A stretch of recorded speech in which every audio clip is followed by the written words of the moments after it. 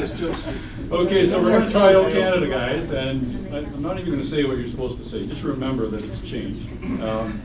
Smack, why don't you lead us, because I know you've got a great voice. O Canada, our home and native land, true patriot love in all of us command. With glowing hearts we see thee rise, the true north strong and free. From far and wide, O Canada, we stand on guard for thee. God keep our land, glorious and free. O Canada, we stand on guard for thee. O Canada, we stand on guard for thee. Pretty good. After 9 months, you'd think I'd remember the water. Rotarians, please join me in a toast to the Queen. Queen. And to Canada. And to the Kitchener Westmount Rotary Club.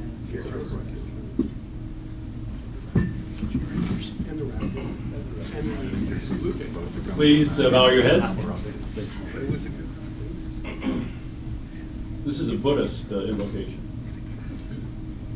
May we receive this food in gratitude to all beings who have helped to bring it to our table, and may we vow to respond in turn to those in need with wisdom and compassion. Amen.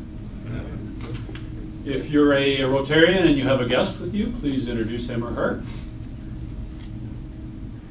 None. And Sergeant at Arms, Brendan. We have two guests. Nicole McNall is here as corporate guest at I suppose. And then we have our guest speaker, Juliette Coughlin, who will be more formally introduced.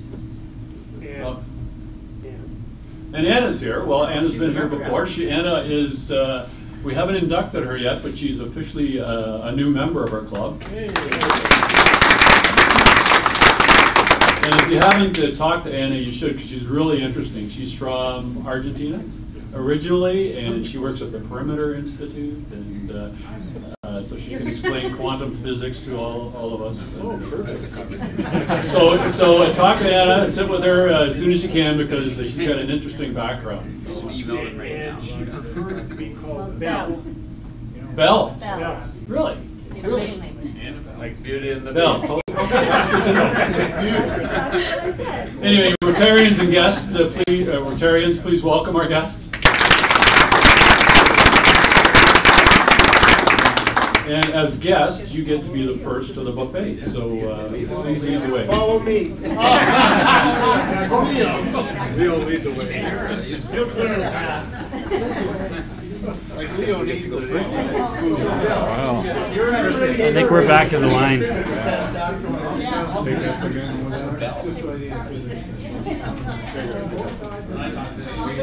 Hey, what's going on? Probably a very, I'm going to say it's probably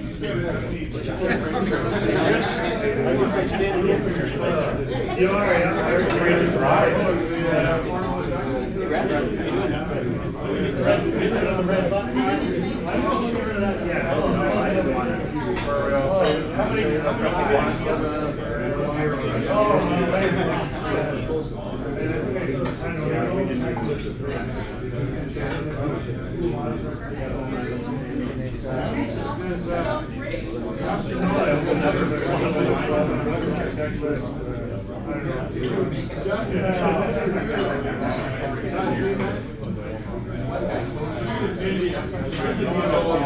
Did you see Sean on there?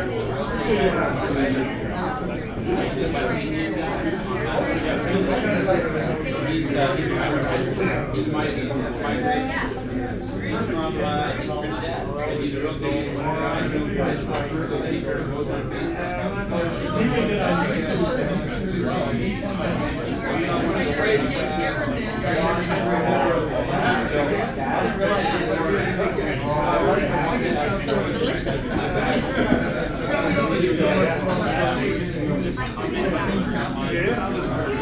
I'm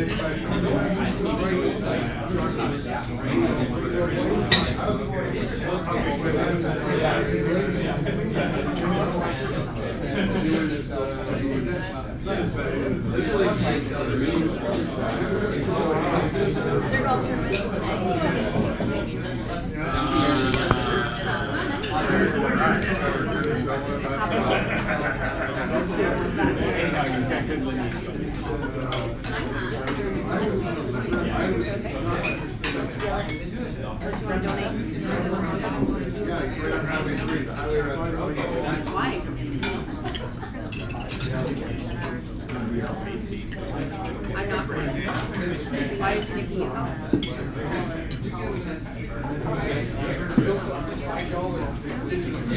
Well, now that looks like a So Bell, I have 6 or 7 neighbors in my building from this room.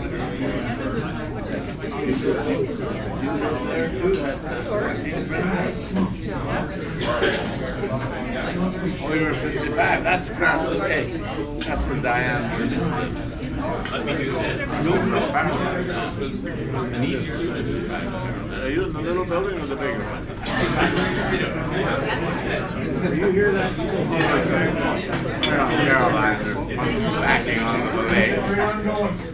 That's the shorter building than the taller. It's a nice walk to work.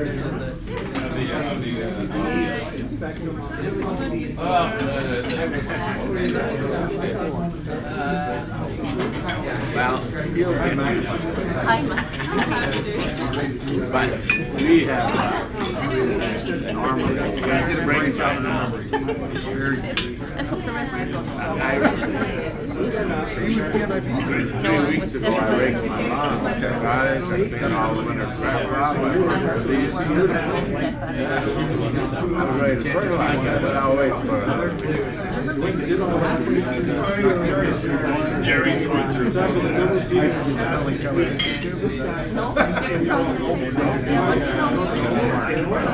Don't get up. This is just a confusing market match. And Matt is over there. I hope you tell me to start it up by if you want to. You know what? Thank you now. You could have said, I'll explain it for you people later. So Mark, remember my nightmare property that I sold in the fall? Yes. Back on the market. Trying to flip it, yeah. But it's a 1.5 strike on 4 times out. Very small. I was at the restaurant last night.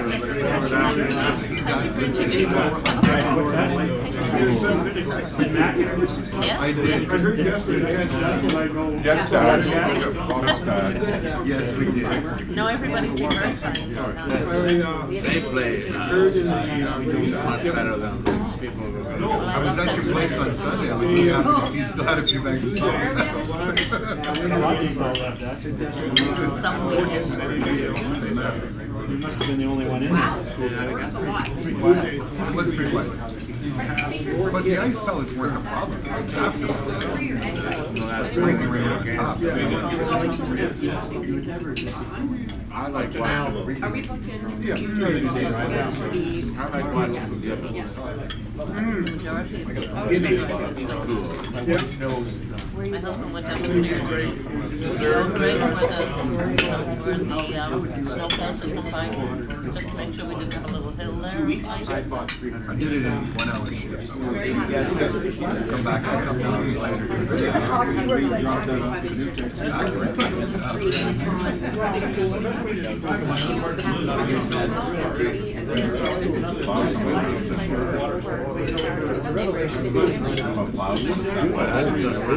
Oh, yeah. People have spruced it up nicely. So it's just getting the like little ice sculptures made of our locks were on the doors. Probably the first time ever in 20 years in the house. I don't know if they do that or not. And we've had trees next to them, but like so many.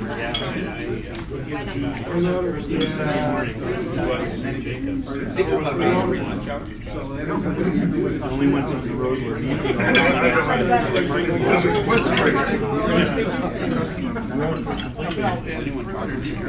I just went straight up. Remember the word?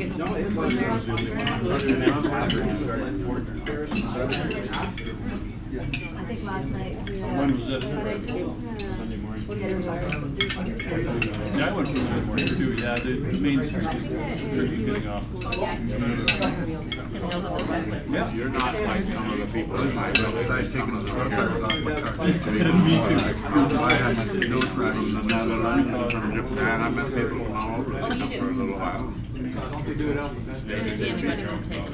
Okay. You had your street sign? I'm like never on it. Like it's just. That's what helps.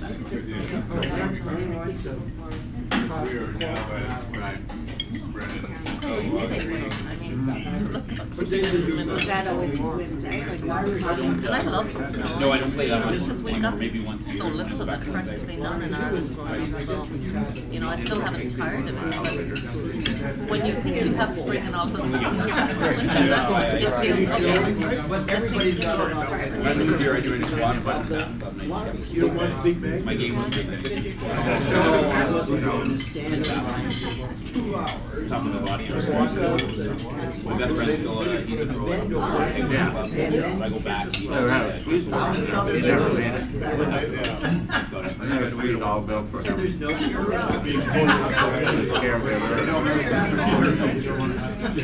lot of people think it's like that. Right. The garden store. We're in St. Canada on Sunday. Grand opening. I've never been inside. Opening of the year. I hope the forecast is right. Yeah, that's right. The forecast is right, it's 10 degrees back. But anyway, it's good. And the birthday go to the bathroom. They ended up, I kind of, they ended up. I didn't book it. Brought the dogs out for a walk. They do Saturday. Snow was Sunday, and a little bit of sun had come out at one point, and the house across the road, I walked across the road, started to go down the hill. This what sounded like an avalanche.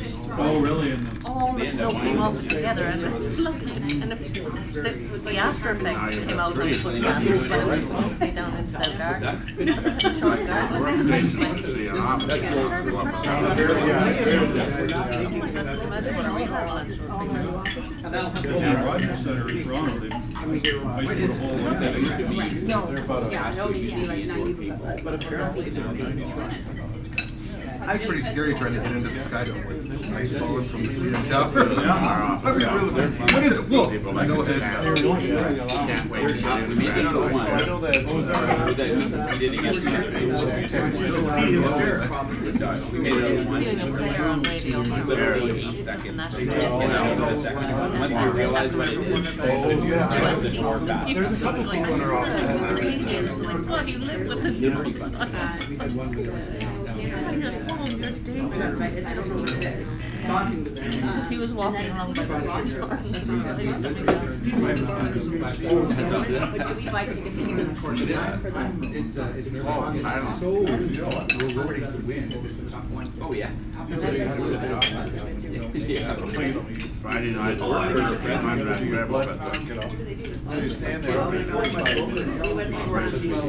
Everything was, all the seats were taken for this one. Yeah, I don't know. Oh, you don't know, you're not dead. There's a little dress there standing up. Not the place. I just went there for right for an hour, about 30 minutes. And it was It's great. already been 25 minutes. You don't want to shake anyone's hand. One down the road, I'm coaching my team, there was very bad snow. We had sunshine here at the time. You're the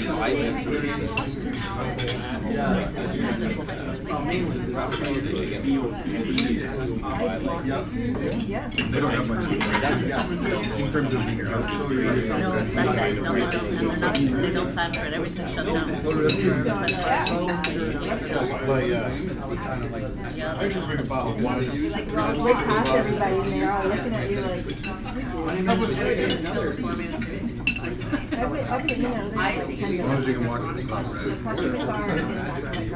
We'll stereotype you there. There might be people there might be all of them. That's probably doing most days before they open up.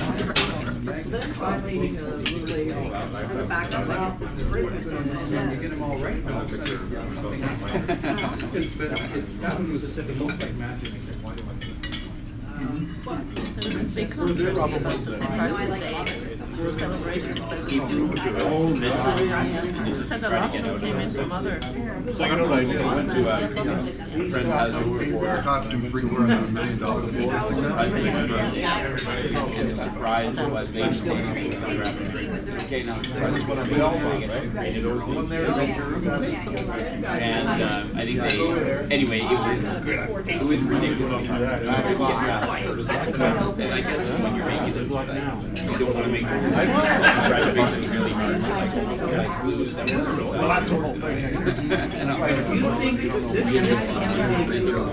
Okay, well, I don't want to be that one. I don't want all the I don't want that guilt and stuff, little bit. All the stuff that comes along. True Irish. So how far back is your Irish? Or your I'm a mess. I'm a major guest. My father's Northern Irish. It could only happen. Hyper, you're a hyper then. Come on, where? Okay, that's really weird. Family name is Mark. Make it really strange. I swear to God. I've never heard of that. Because there's none left. I think you're sticking with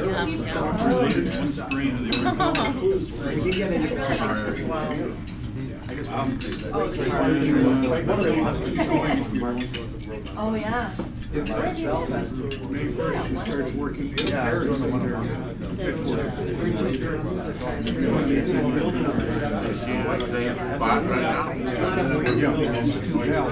Right. How do you hear? How do you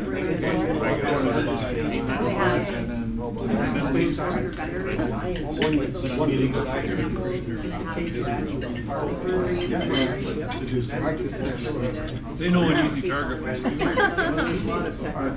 Actually, I made hook up with we're going to New York. He was in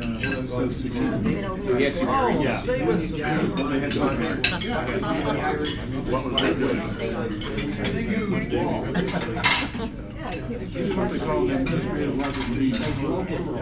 Funny, you know, with the green beer and green crackers, that would never be done in Ireland. Like, never, they never did green beer, they would just deliver it. Beer, yes, but green beer.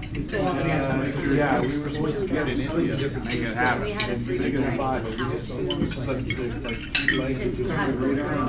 I was just going, yeah, I lived in Paris. I know.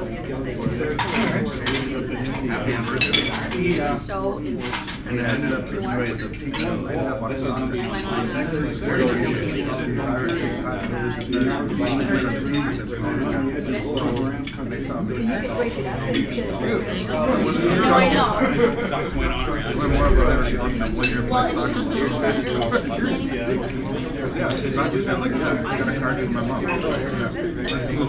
Like where the cameras are, you need to get some cameras or bad. They have a separate feedback, which is usually a harp or something. So we got out. Green, white, and gold, and that would be. And we go to the parade. It was nearly always crazy. So that was interesting. Neat concept. 20 years, actually. Yeah, 20 years, 19 street from Cork to Ayr. At one point I took free sport. Yeah. Yeah. My brother lived in there. He was he did his masters in France in Grenoble. He used to play with the soccer team there. But that was hilarious. He didn't speak French before he decided to go into a masters in French university. He was really quite We get to order. Looks like you wrote that hard. Before you go, you order. You could do it the white one right out. Gorgeous. We I don't know, I had a couple lines. I was like, I'm just There's cake, yeah. I'd be good. I'm going to have fruit, but yes, that looks good. We'll have whatever that cake is. Yeah. I've tried when I was going back home to Ireland a few times. I tried to spend the night in Paris and then back out. Oh, it's Black Forest cake. We have more cake in our house right now. What kind of city you need? We have my mother-in-law's 70th or 76th at our house, so that we about 8 cakes. No one's showing up with the weather, so we have 6.5.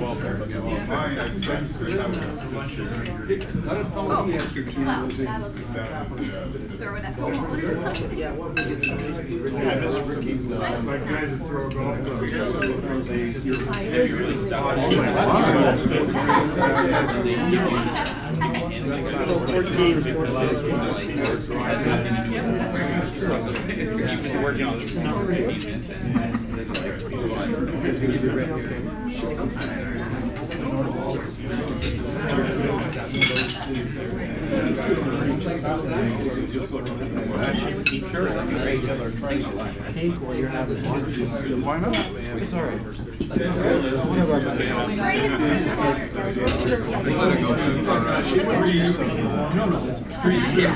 when did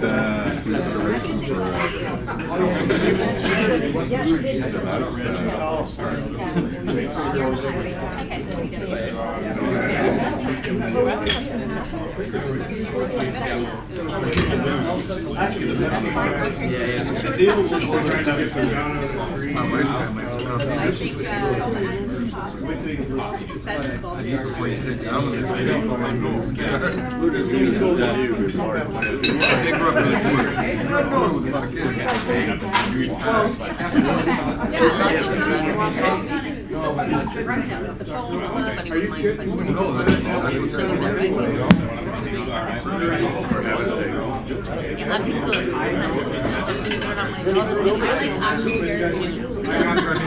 She's at school there. 25th, all good well. She's in the middle of her finals right now, so, and get married. That admission We never imagined it would be an Irish wedding. It's actually, there's an Irish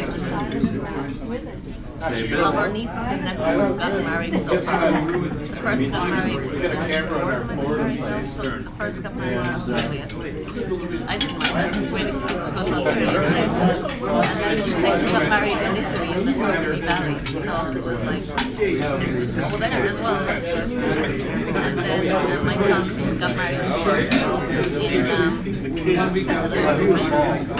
so they, and my sister in Ireland was always looking to have a wedding in Ireland. It's not that now. I mean, my nephew who got married in Australia lived with him, married in Australia.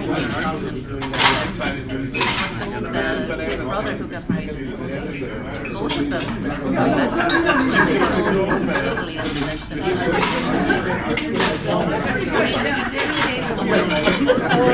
Irish 3 days of great acting. 3 nights in this, we all, it was lovely. And then we made breakfast and lunch together, do your own thing, and then we still together. Then Nia went to Ned's because she'd done posters at Westmount. But then she decided 30 years old. I'm going to drive away and we didn't No, you're 35 and 45.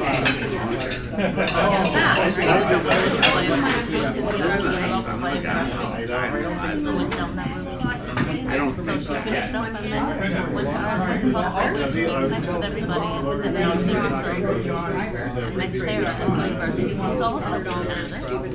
She's from Canada. They're getting married. They left. So I'll be right now. It was the same thing. Mark. Becoming very young. Canadians go to Ireland, they can't get in here. They go to Ireland. Another bloody. It's another castle. We don't. We'd rather show you travel. So we'll continue on with a little bit of club business, starting with birthdays. Well, actually, we won't start with birthdays because there are none this week. Some wedding anniversaries. Todd Aitchison and Jen had one yesterday. I see on Facebook they did a nice run-out at their house, so I guess that was probably their anniversary present to each other. And Bob Keysweater and Rose have one on the 20th, a couple days from now. So if you see them, wish them happy anniversary. No club anniversaries this week. A little bit of club business to deal with. The first item is Rotary International President Ian Risley is a big environmentalist. He's from Australia, but he's really big into the environment. And his goal this year was to get every Rotarian to plant a tree. Well, we tried very hard locally to arrange something with an event with the local municipality and the region, and ran into several roadblocks. So the 5 clubs just sort of gave up. Well, first of all, they didn't have a place for us, and they were trying to regulate everything, and they didn't want to give us any trees, and it was just a disaster.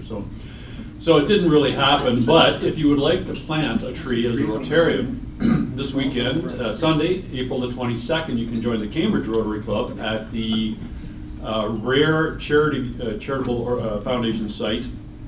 It's near Blair, I believe. Yeah. Yep. So you can Google that, you'll find out where that is. So if you want to go Sunday from 10 to 2, you can plant a tree there with the Cambridge Club and make Ian Risley happy. So bring a pickaxe. That's true. Yeah. Poor saplings are just going to be frozen. So you can do that if you'd like. Don't forget to keep selling your VFL tickets. Shoot for $2,000 in sales if you can, because that would really make a good year for us.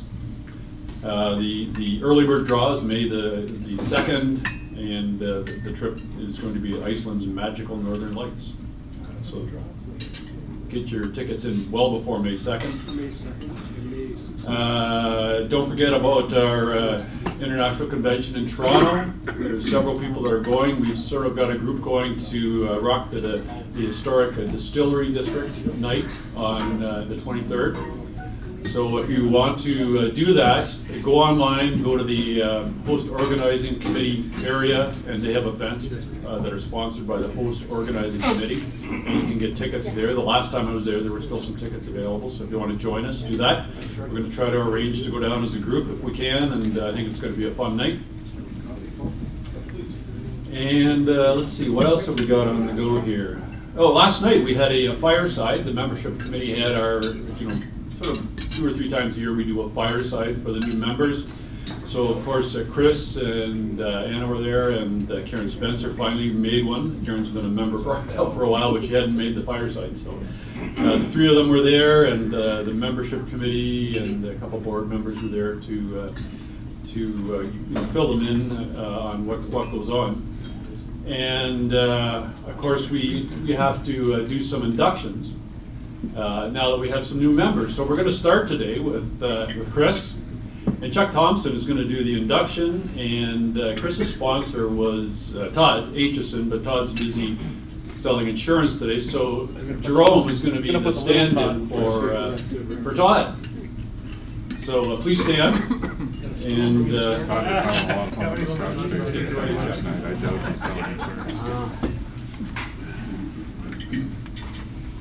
I see everybody standing. Good.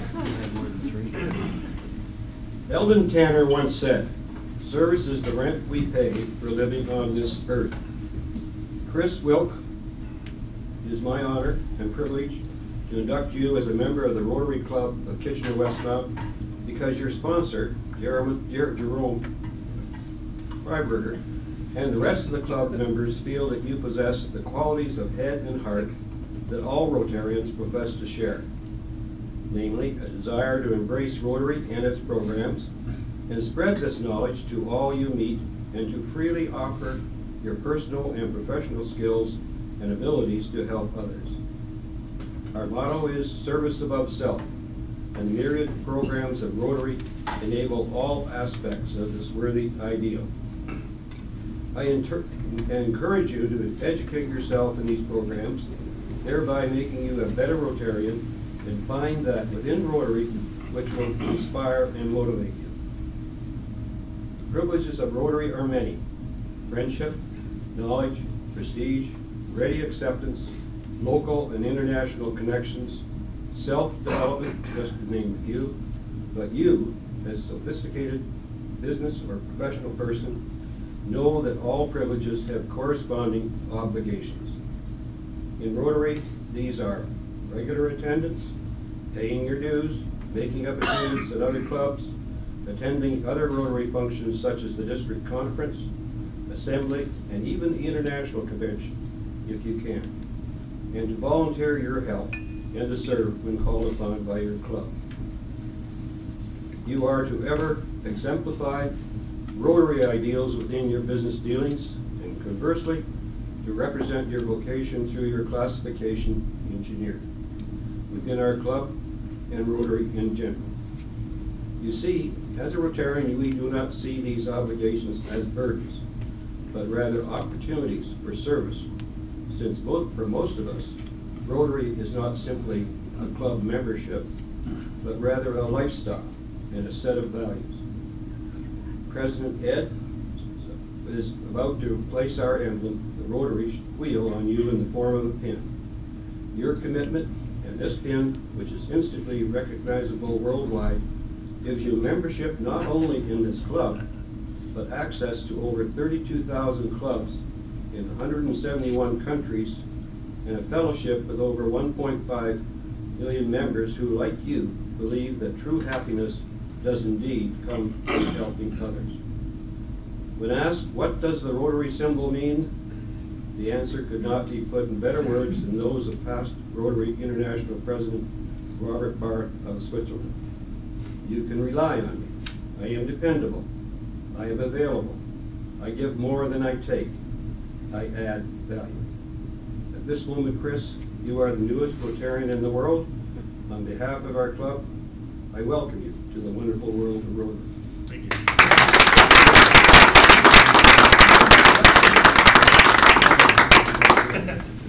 Thanks, Chuck.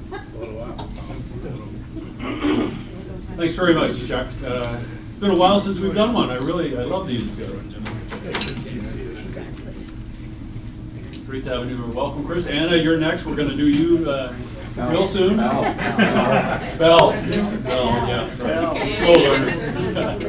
So we're going to do you real soon, and where's Nicole? I think I think Nicole's going to be joining us real soon. She's going to be part of the corporate team. It's joining us from. Get her induced. You need to get on top of a golf cart. What's that? You need to get on top of a golf cart for your presentation. Oh, is that right? Yeah, there's a hazing ceremony. Anyway, thanks very much, Chuck. Very much appreciated. So that's all I have to say. Does anybody else have any club business or? Yeah, Everton. Just want to comment. John in the bulletin last week put out that the tickets for the Camp Enterprise dinner was $100. It's only $20. How much? He put he had $100. It's only $20. $100 a table. That's right. John's taking an $80 commission. $100 against a five. Anybody else have anything? I just wanted to offer, I have another set of tickets, because people were a little confused. I got a really funny message. I have 6 tickets to the food and drink show that's happening at the auditorium this weekend. It's sponsored by Cobble's Catch. So if anyone wants to go with their family or friends, there's like over 300 vendors, there's drinks, there's food. So if you want them, I have 6 and they're all yours. Awesome. That's this weekend, is it? Yeah, at the Odd. Yep. It's a really great time. They have entertainment, all local kind of breweries and restaurants. So definitely worth going. Is that where they have the food trucks outside also? Yeah, it's sponsored this year by Ron, the Oh, yeah. family. Yep. So it's only Friday and Saturday, and it's a time slot. So you can either go to Friday, Saturday morning, or Saturday evening. So if you want them, you can email me, and they're all yours. Awesome. Thanks very much. It's a great event. I've been there. It's lots of fun. Lots of yes. Jerome. Just going to, since we got such a great crowd here today, just want to remind you that June the 28th is President's Night, and there'll be an email coming out for you to register for that coming up. I'm sorry, Bill, it's on a Thursday. I think that's bingo night, so. But, does that conflict with the bingo? That does conflict with the bingo that I did know. Unfortunately, but that was, we had very few choices for June this year for at Rebel, so that's going to be back in more information will come out after. Great, so it's the 28th? 28th. Rebel Creek, so mark that on your calendars, folks. It's a great night, lots of fun. They tell us we'll have a horse and we're going to raffle off, and then we'll see about some other golf. You need to get your money back. And Jerome, are we going to try to have a little golf beforehand for those who want to play golf? Yeah, I know we had to go to, I think, Dundee last year, but Is it still had going to. to rain this year? Well, yeah, some people chickened out last year. Laura and I were ready. Yeah, anyway, the weather was a little iffy, but some guys hung in there and got their day of golf. Well, we're hoping we're going to have sunshine by then, the snow should melt. Snow golf. And John, you had something to add? Just a clarification. Everton, for the Camp Enterprise, are we sponsoring some people to go to that, like out of the grants budget? We had a grants meeting yesterday, and or does the board made a decision, or every other year we've put $1,040 into it to sponsor kids, and I don't know. Yeah, that's. I haven't heard much on that. I thought that was, I had brought that up before, that it was already in your budget, because it is, I think it's around $1,400. We send four kids to the camp. Are we sending 4 kids? Yeah. Okay, so it's 1,040 according to the last few years, and we've made it a lot. Okay, good. Yeah. It's often confusing, so. Thanks for the clarity on that. Anybody else have anything we need to add? That's it for business. Get your 50-50 tickets out. So Juliette drew these, so when you don't win, you can blame Juliette. No. No. And the first lucky contestant holds ticket number 311. 311. The last 3 numbers? Yeah. Oh, here we go. Close. Good luck. Okay. Jerry's up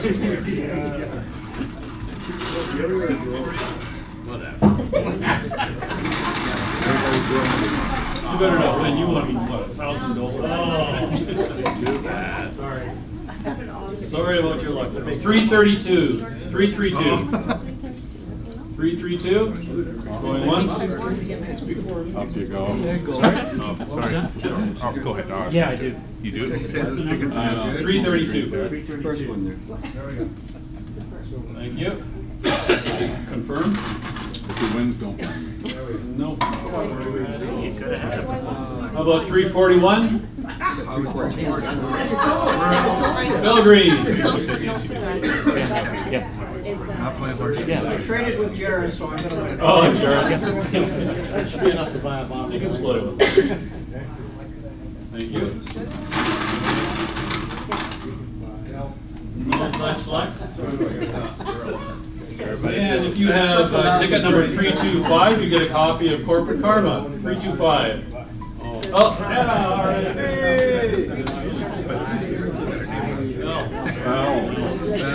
That's hard when you're putting your head to it. No, I've been out before. Well done. But Luzon, there was $174 that you did not win this report. And of course, we've got Rotary trivia. And this is to see if you guys were paying attention earlier in my term as president, because it's the same question I had way back in probably July or August of last year. When Rotary began its fight against polio, how many children were contracting polio each day? 6. Nope. 189,000. Nope. Per day. Per day. Somewhere in between. It was a tough day. Is it in between those? Yes. Yeah, I'll give you a clue. It's in between those two 600. numbers. 600. Nope. Judy. Be about 100. 20,000. Higher. Much higher. 1,800. We were all. Lower. 5,000. 1,000. It's 1,000. Did you just say 1,000? Yes. Okay, it's 1,000. It was 1,000 kids per day. So you know, you do get the line. You tried to take this from me as I came in. It's 1,000. Thank you. You're welcome. Open it now. Don't mix with Tylenol. September, that was a good month. So it's not too hard to do the math. You know, 365,000 cases a year worldwide. Yesterday was a very good year. Last year there were a total of 22 cases around the world of the wild polio virus. There's several strains of the virus, but it's the wild one that they're combating. There's actually something called circulating vaccine-derived polio virus. What happens is when they give them the vaccine, they're actually implanting a virus, and because they've given them the virus, that can actually get caught by somebody else who hasn't been treated. So the problem isn't so much the vaccine causing the virus, it's just getting the entire population in an area. Because if someone hasn't been vaccinated and somebody has been vaccinated, it's possible for that vaccination virus to get passed on to somebody else through excretion. So anyway, just something really good. Since 2000, the year 2000, there have been over 10 billion doses of polio vaccine administered to about 3 billion children around the world. 3 billion. That's just a massive number when you think about it. So we're doing something pretty good, and we've saved, you know, hundreds of thousands of lives. Really, I think it's amazing. So good information to know. Rotary Foundation spends roughly half of their money each year on polio, and the other half goes to all the other projects they do. So it's a big project. It's well funded. They work together with the World Health Organization and some other groups to do all this, and something we should be pretty proud of. Well, Canada contributed, the U.S. contributed significant money last year. Oh yeah, the Rotary International Convention last year, and I'm forgetting the numbers exactly, but there was an estimate of $2.4 billion, I think, to completely eradicate polio. That's how much more money they needed. And while we were sitting there in that conference, that meeting, Bill Gates stood up and pledged more money, and then several countries got up and pledged more money. And by the time they were done, we had hit $2.1 billion in pledges to eradicate polio. So we were getting real close to the financial part of it. There's still a ton of work to do, but you know, the money's going to be there. And so we need to continue to support that program. But we're saving lives. It's amazing how many lives we've saved with the vaccine. It's only the second time in history that a disease has been eradicated once this is done. So, pretty cool thing to have accomplished. Anyway, on to our speaker. So our speaker is Juliette, and Mark is going to introduce her.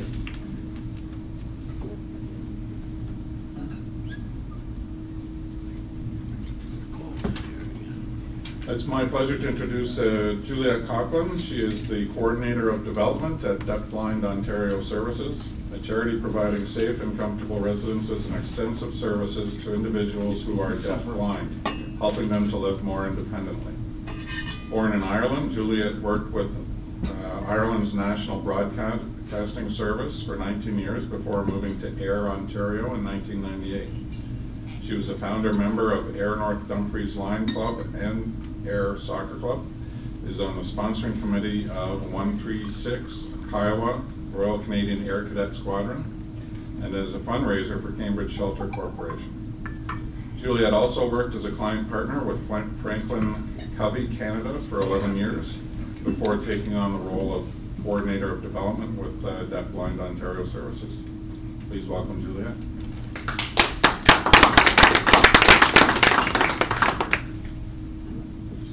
Thank you very much. I really appreciate you inviting me here today to speak. I was here some time ago, but oh, sorry. Can I lift this off? Or? You can take it off.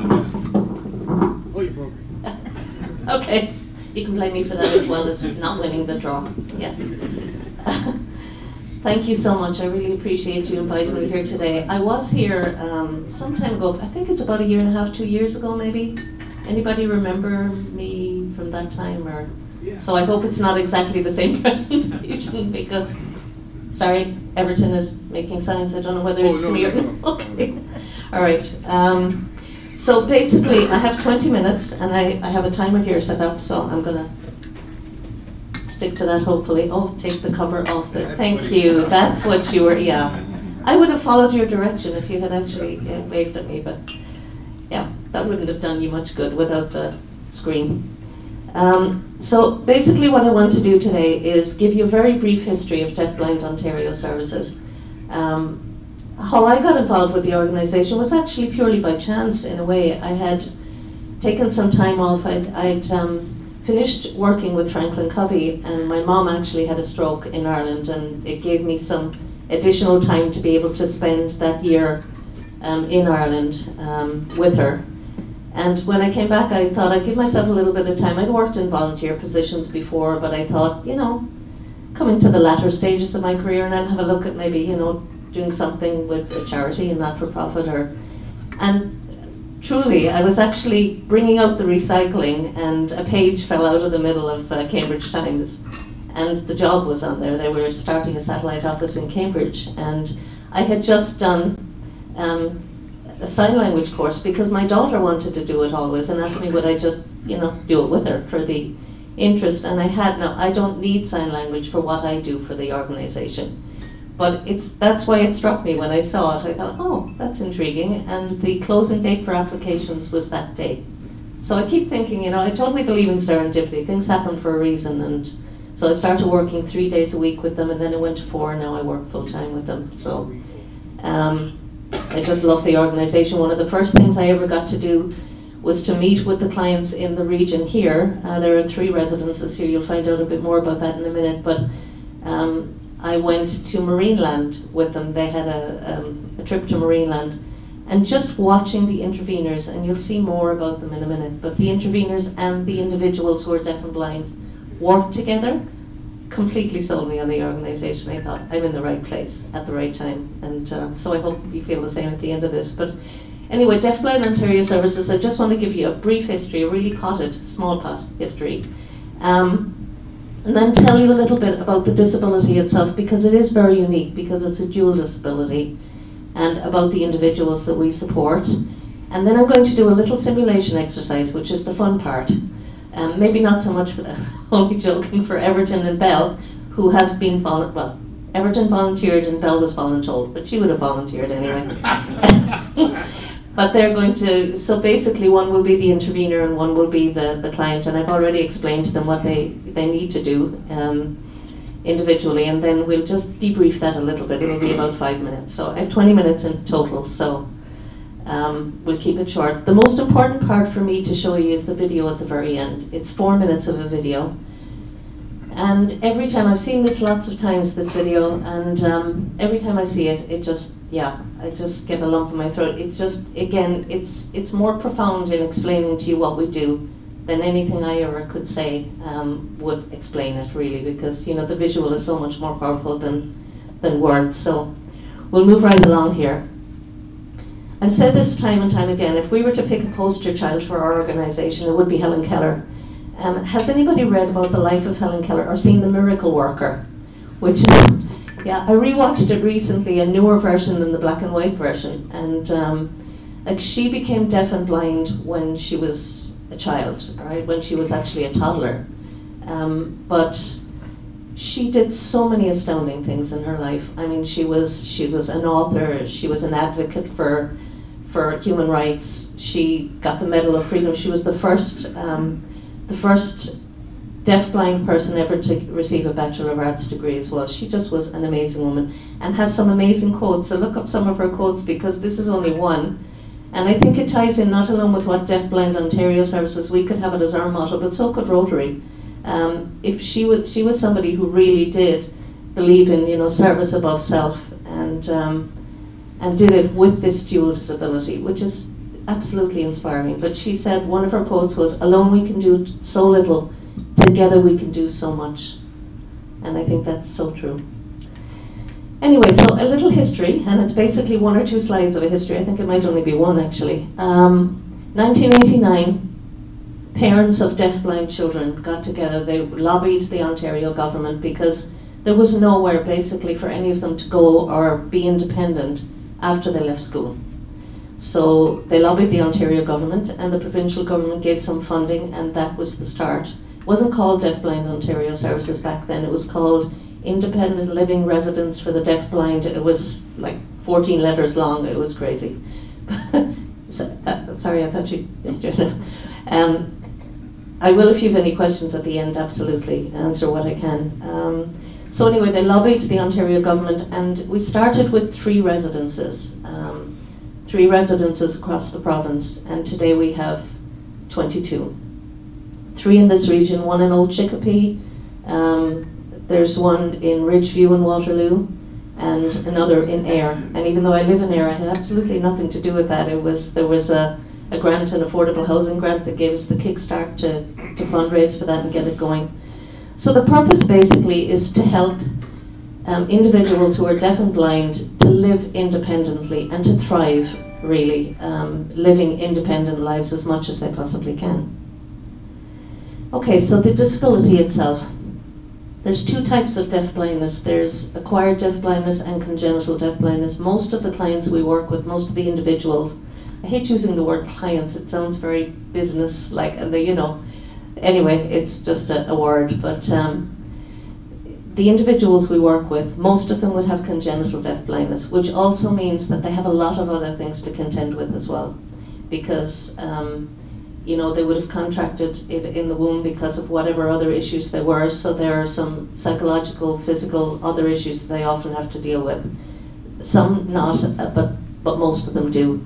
And then those with acquired deaf blindness would maybe start out with neither disability, or would have people start out maybe blind or deaf and then acquire the others. So those who are deaf and blind, they basically have no concept whatsoever of the world around them to begin with.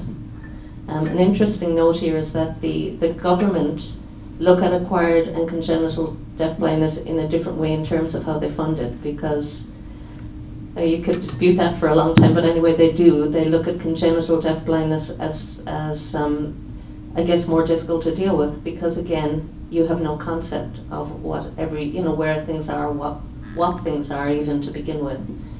But every one of them, and every one of the clients that we work with, they have a different level of independence, and they have, for instance, you can be legally deaf or legally blind and still have marginal sight or marginal hearing, or you may be 100% deaf and blind. So there's a customized program created for every single one of the individuals that we work with. And that's very crucial, because we all have different goals and aspirations and abilities, and it's important to meet that with the program that we would develop for them, and the various interests and resources. And the methods, you'll see a little bit about this later. There's tactile signing systems. I'm not holding this the right way. I think I'm getting a lot of, I hope it's okay on your ears there. Yeah.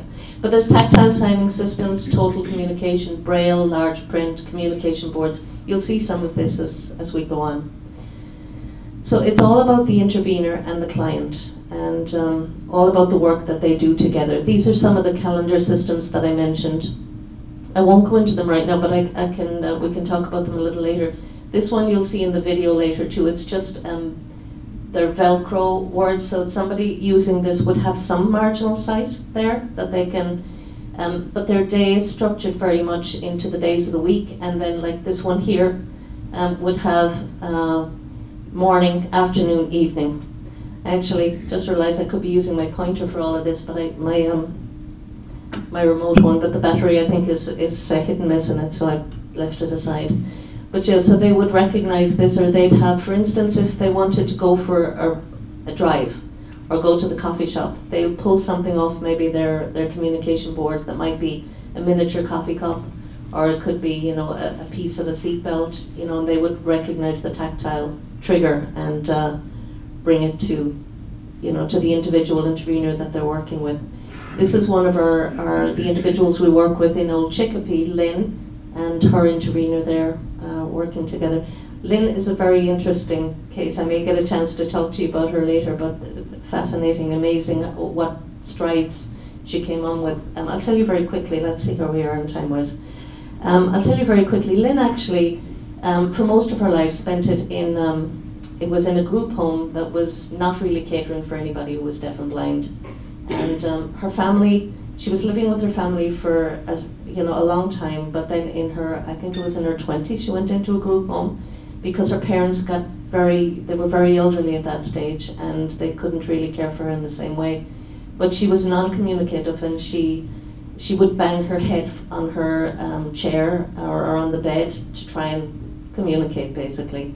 And so she had to be restrained 23 out of 24 hours a day. That was basically her life for about 25 years, I guess, from there. So she never really communicated very well or anything, and they were closing down the group home. The group, they did as much as they possibly could for her. I mean, it wasn't that, but they just couldn't reach her. And so she transitioned over with the help of interveners that went and kind of watched her daily routine, and then she transitioned into Old Chicopee. And she's there now as long as I'm with Deafblind Ontario Services, I think about 6 or 7 years. And she loves to like bake, and she goes swimming. She loves the water. She's gone on a sensory excursion, which, you know, is I could talk about on it in itself. This program where they actually plan a trip themselves and go once every couple of years. We can maybe manage it through fundraising, but yeah, she is amazing now to see what her life has changed so much from, and she communicates through touch signing. So as I said, these are the three houses, Old Chicopee. And if any of you ever want to go and visit one of these residences, I'd be happy to try and organize it for you. We just got to confirm with the team leader in that house to make sure that, you know, it's at a time that will work for the individuals, because it's their home. And when I say group home, it's very much individual home. They're in communities, in neighborhoods, in suburbs. I mean, these are all within regular suburbs, because the whole idea is to be part of the community and actively part of that community. This is Sean and his intervener Andrea. And Sean actually he's also at Old Chicopee. He did have a paper round for years. How many people get their paper delivered and tossed into their driveway, or maybe at the edge of the driveway? Or, well, Sean, because of his, everybody recognizes that.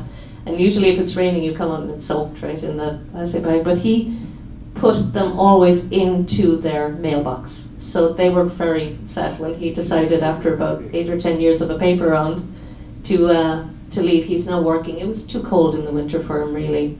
And he's now in a community centre, and he's helping out there. And I think that's a lot of them that can do it would have voluntary work in the community. And others would have paid work, like the paper round, but that would go for anything they want, for little extras. It's their account, it's their money, and it's just to give them that little bit of independence and so on. So that brings us on. We're doing pretty well so far. We're going to do with Everton and Bell, our two volunteers. I'm going to grab a chair here, and we'll do a little simulation, and then we can debrief it afterwards. It's very quick.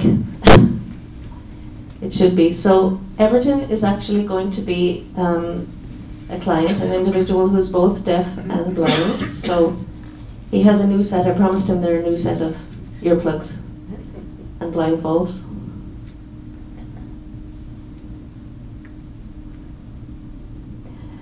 I actually, at the last presentation I made, I had a scarf because this doesn't always block the eyes fully, but basically he's not going to be able to communicate in your typical fashion with Bell. And Bell has a task to perform. So long as your eyes are closed, that's okay.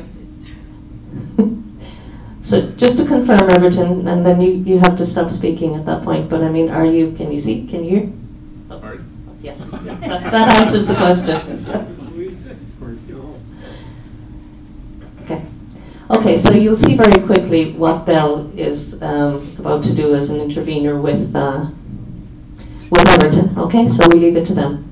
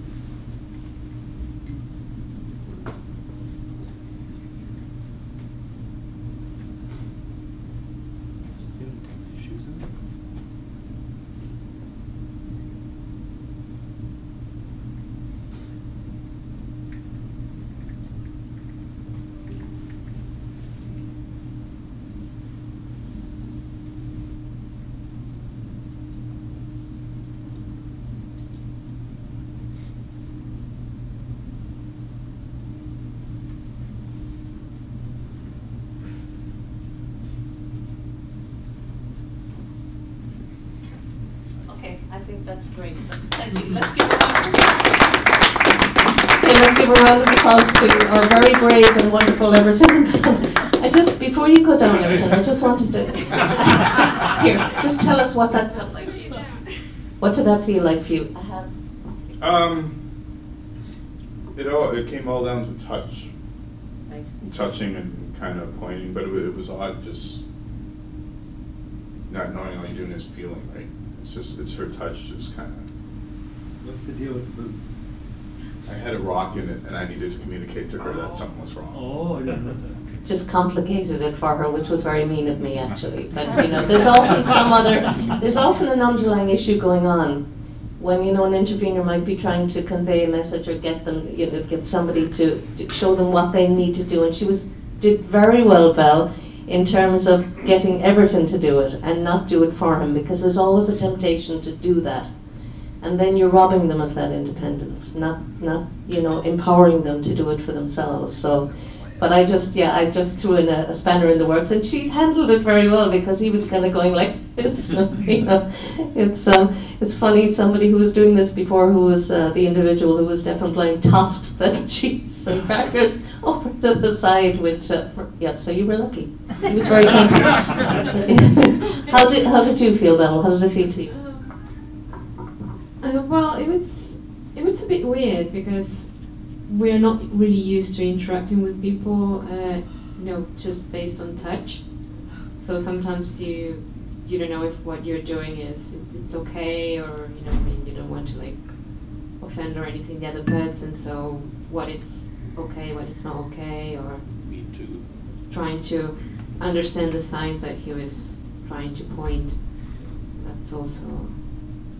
This is something we're not used to that, so. Yeah, it's true. It's true. I think you both handled it extremely well. Okay, anybody else? Yeah, I got to Everton, she put this cheese and crackers in your hand.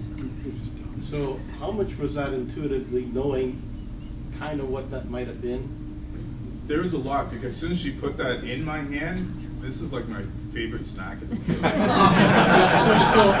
So you kind of knew ahead of time what it possibly could be. No, not before. As soon as she put it in my hand, then yeah. Because you've seen it and handled them before. What was different though is was it the stick or the cracker? I couldn't, because I knew the package, and then when she got it in my hand and I touched the edge, so I knew, because I've done it many times, to peel it back. But I didn't know if it was the cracker or the wafer here, because if it was, the other one would have been much more difficult, because then I have to take the stick, take it out, and spread it on.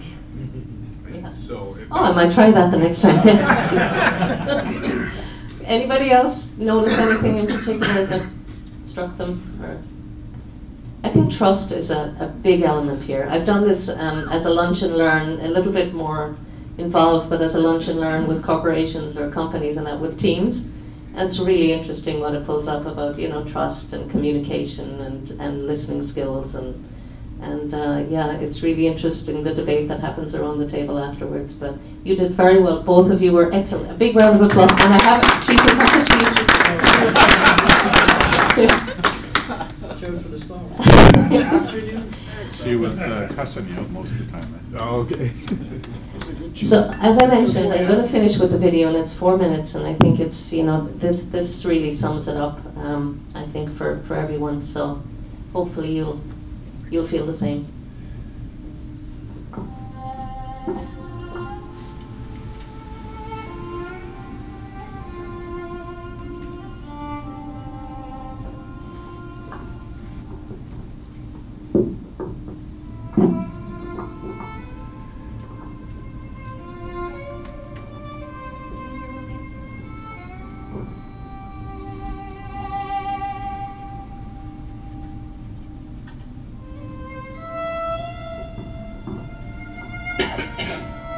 Deafblindness is a complex disability involving varying degrees of vision and hearing loss, making it unique to each individual.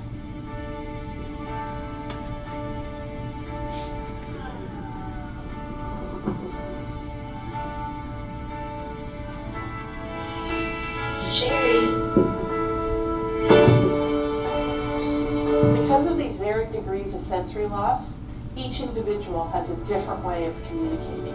Methods include tactile cues, braille, sign language, and even electronic devices such as tablets and smartphones.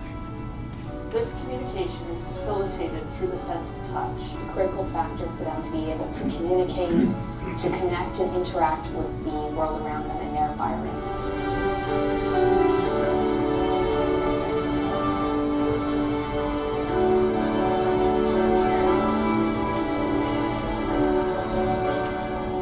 Participation is an intervener. Interveners are especially trained to act as the eyes and ears of the individual who is deafblind. The world of the individual who is deafblind only extends as far as they can reach, and it really is the intervener's role to help them engage and motivate through that sense of touch to realize what's beyond their fingertips. The philosophy of the intervener is to do with and not for.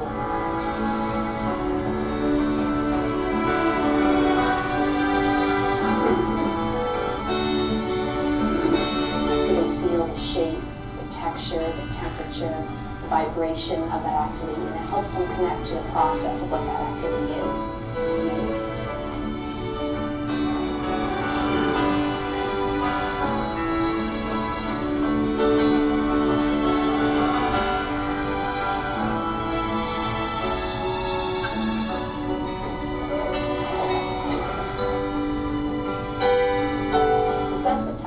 Opens up so many opportunities for the individual who is deafblind.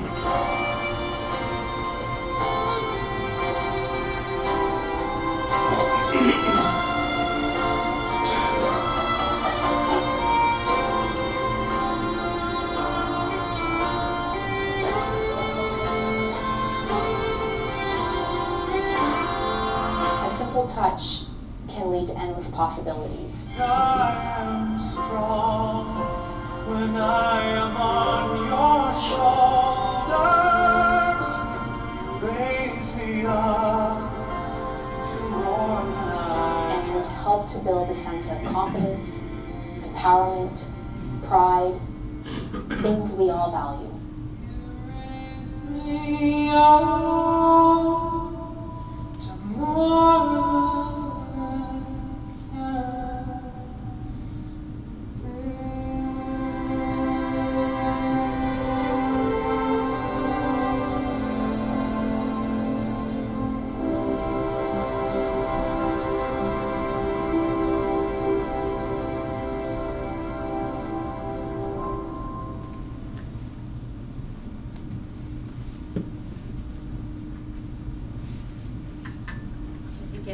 you very much. Oh, there's my microphone. I think we've got time for maybe a couple questions. Yeah. How many people are housed in the, you said there's 3 houses, but how many people are actually housed in If you there would be, I think it's almost 70. That's, as I said, each home has only, you know, a maximum of probably 4 in it. 3 to 5, I'd say, would be the range. So it's very much, it's 24/7 care. And that's what I find sometimes is the hardest when you're fundraising, which my job, I should have explained, is development coordinator. So it's to raise awareness and raise funds. And when you're approaching, say, a big corporation, generally they want very broad expanse. So some, you know, let's say any of the laudable charities like Heart and Stroke or Cancer Society, they touch a lot of people in a, you know, right across the country. Every family, every individual has been touched in some way. Sorry.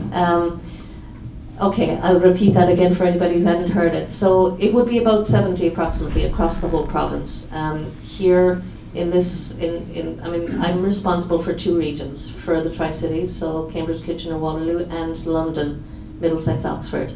There are 3 residences in each of those homes, and I would say less than, there are 25, I guess, in all 6 homes. There'd be no more than that, and probably a little less, actually, if there's been a little bit of movement, but, you know, between 22 and 24. It's 24/7 care. And I was saying that, you know, that's in my role as a development coordinator, it's 2-pronged basically, raise awareness and raise money through fundraising events, corporate appeals, grants, all that kind of stuff. But, and we've got a lot of support in the past. I mean, some of our homes are named like Lyons Martin's Homes in London, Lyons Marcel. They were through Lyons Homes for the Deaf that they started that funding, and then we get, the Ontario government provides the funding for the intervener salaries. Covers that, through the Ministry of Social Services, and we fundraise for the rest basically.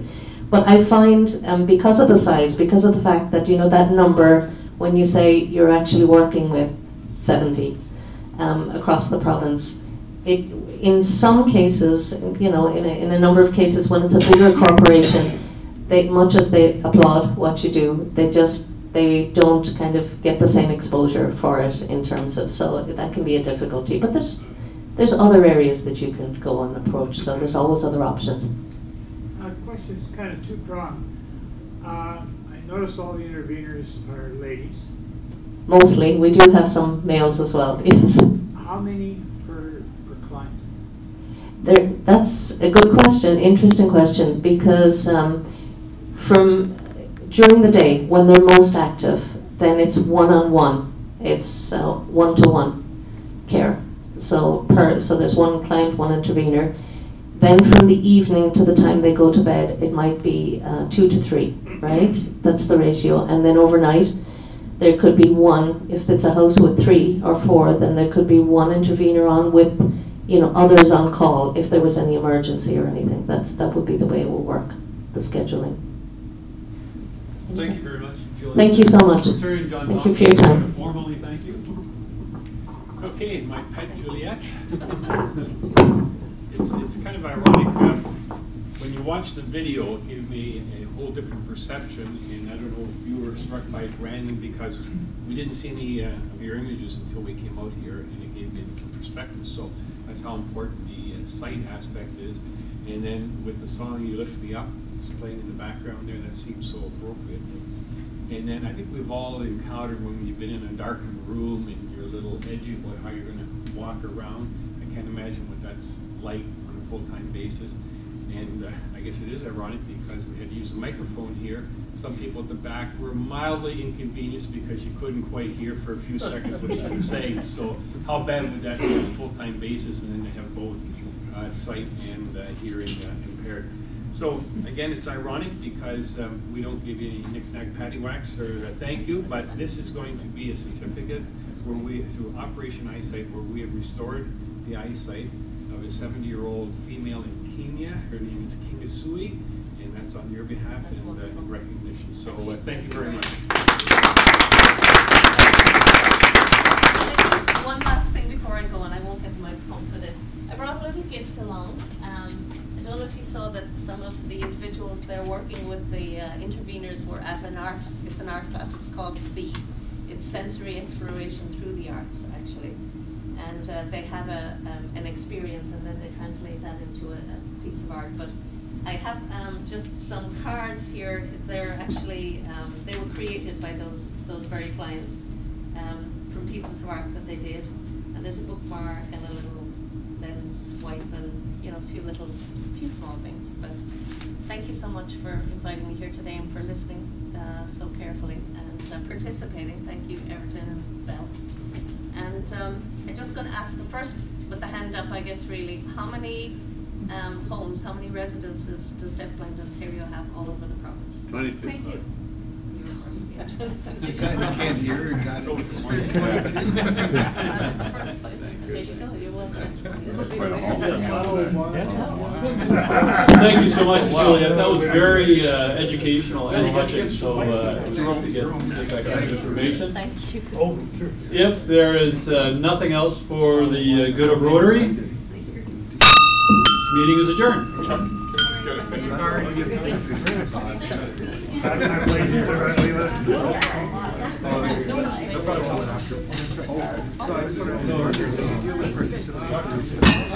No, but we've actually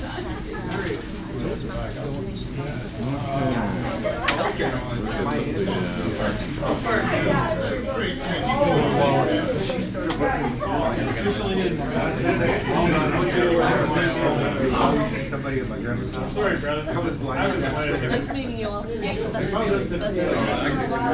She did all this. Now she coordinates all the houses because that's what we really the same as the bus specifically. That's wonderful. That's great. Yeah, we dealt with that a lot as kids. Yeah, good. Well,